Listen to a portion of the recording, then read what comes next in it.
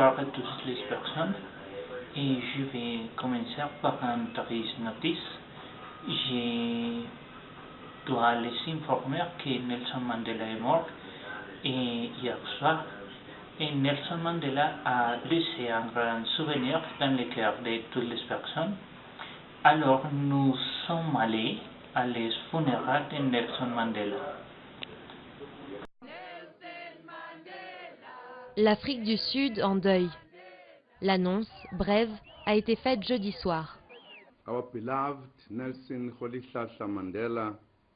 Notre bien-aimé Nelson Mandela, le président fondateur de notre nation démocratique, nous a quittés.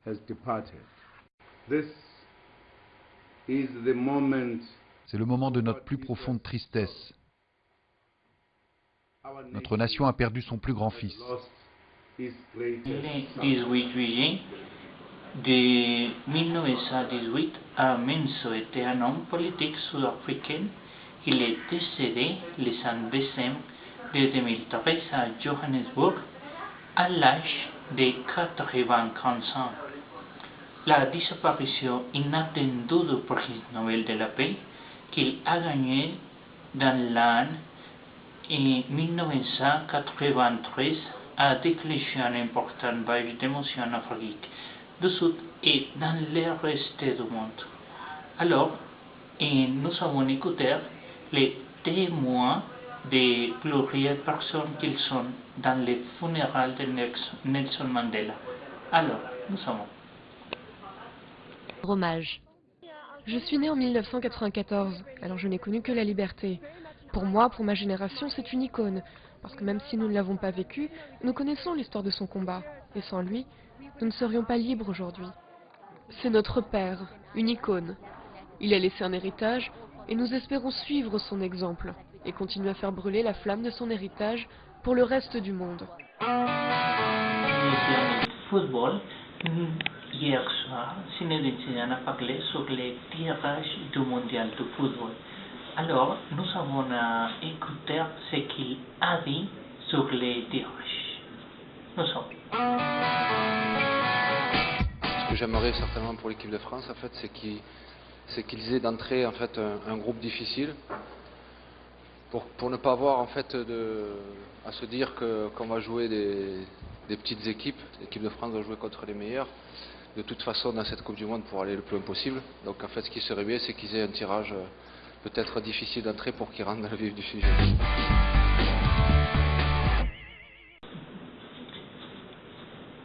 Un jour après, et nous pouvons dire sur le papier, la France ne pouvait guère rêver ni à l'issue du tirage à sort de la Coupe du Monde 2014. Et nous pouvons dire que les groupes c'est un groupe un peu facile et nous croyons que la France pouvait passer.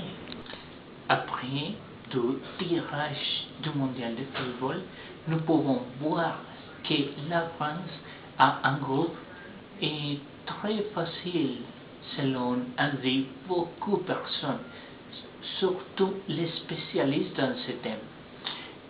La France doit jouer avec Suisse c'est l'équipe numéro 8 du monde. Équateur, le numéro 23, la France 19 comme vous savez, et Honduras numéro 41 du monde.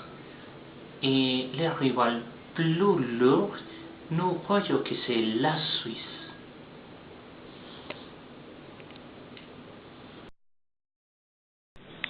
Finalement, la justice a donné la raison à un buraliste qui a accusé à les cigarettes électriques de violer la règle du tabac dans notre pays. Comme vous savez, il y a une grande discussion sur le thème. Alors, nous avons à voir la notice.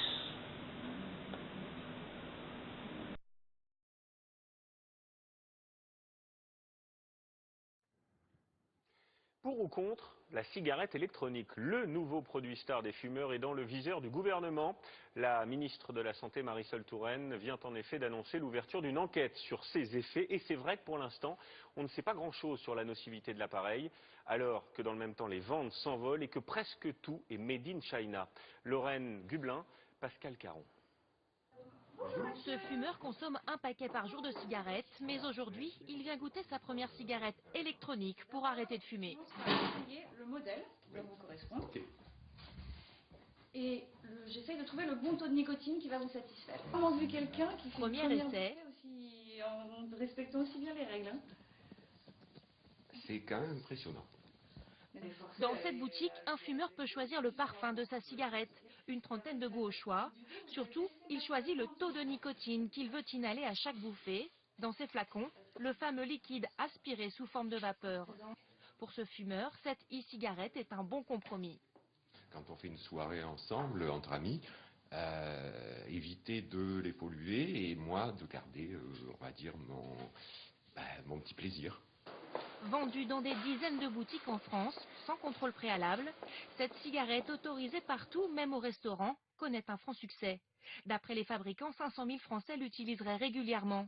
Et le chiffre d'affaires des fabricants en Europe atteint aujourd'hui 500 millions d'euros. Un attrait, surtout grâce à son prix. Quand un paquet de cigarettes coûte au moins 6,10 €, un flacon, c'est-à-dire une recharge, coûte 5,90 € et permet de fumer l'équivalent de 7 à 10 paquets. Pour certains, cette e-cigarette peut même aider au sevrage du tabac. C'est l'avis de cet addictologue. Ça permet à un certain nombre d'arrêter ou de commencer à arrêter ou de contrôler, notamment quand il y a des complications, on ne doit pas le dire comme ça, mais des sujets qui ont des complications pulmonaires ou cardiovasculaires et qui ne peuvent pas arrêter, diminuent avec ça leur consommation. Problème aujourd'hui, il reste beaucoup de questions en suspens quant à la nocivité de ces cigarettes. Bonsoir Jeanne Benzina. Alors vous l'avez, cette fameuse cigarette électronique. Ça fait très chic, mais on ne sait pas du tout ce qu'il y a dedans. Alors effectivement, ça fait très chic. Regardez, on dirait un petit peu une fusée à étage. Ça se dévisse, il y a plusieurs compartiments. Celui qui nous intéresse, c'est celui-ci, ça s'appelle le réservoir. Je vais vous montrer un petit peu ce qu'il y a à l'intérieur. Regardez, 95% de ce réservoir est contenu, il y a du propylène glycol et ce qu'on appelle de la glycérine. Ce sont deux produits chimiques qui sont responsables du goût de la fumée dans la cigarette électronique. Le propylène glycol, c'est un produit que l'on retrouve dans le maquillage, dans l'antigel, et on sait qu'à long terme, eh bien, les effets ne sont pas très bien connus, on ne maîtrise pas encore ce qu'il provoque dans l'organisme. La glycérine est contenue parfois dans des médicaments. On sait que à court terme, vous voyez, elle provoque des irritations. Oui. Et à long terme, on ne sait pas non plus vraiment ses effets. Ce qu'on sait en revanche, c'est qu'à 150 degrés, la glycérine est vraiment cancérigène. L'inconnu, c'est quoi? C'est qu'on ne sait pas jusqu'à quelle température elle va monter dans une cigarette électronique. Et ça, c'est vraiment, Julien, l'une des réponses que devra apporter l'enquête diligentée par Marisol Touraine. Qu'est-ce qu'il nous reste ensuite? Il nous reste des arômes, café, banane, chocolat, c'est un petit peu comme dans les yaourts. Et puis, la fameuse nicotine qui génère bien de l'addiction. Mais comme il n'y a pas de combustion, il n'y a pas de goudron, et donc pas le fameux cancer du poumon. On voit néanmoins qu'il reste beaucoup de zones de flou que l'enquête devra justement dissiper. Merci, Jeanne.